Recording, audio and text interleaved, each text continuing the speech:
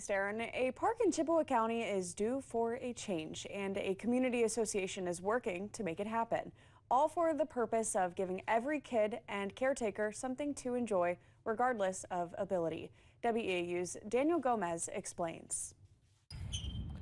Nikki Witt takes her kid Raya to the playground like any parent, but also realizes some families don't get to enjoy Stanley's Chapman Park as much, which is why both she and Christy Weiland with the Stanley Community Association are working to see a change. The grass area is going to be the playground, and that's going to have the poured-in-place ground covering, which is rubberized, so it would be accessible for people who use mobility devices. So the playground behind me is more ladders and climbing.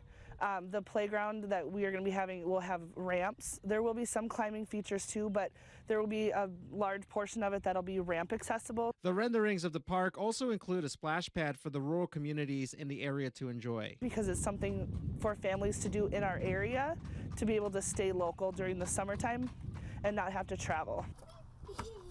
With anything, funding is a main concern. Rural communities often, their parks don't get updated because of budgetary restraints, and that goes here in Stanley too. The association hopes to raise $1 million through donations for the project.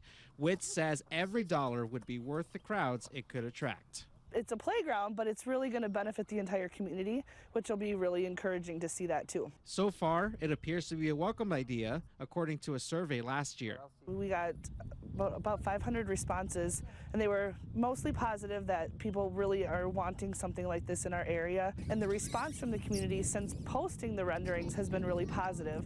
A little ways away from becoming a reality in this rural city.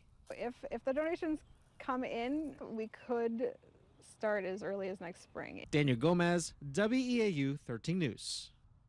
Thanks, Daniel. And if you would like to find out more about donating to the inclusive playground and splash pad in Stanley, head over to weau.com for those details.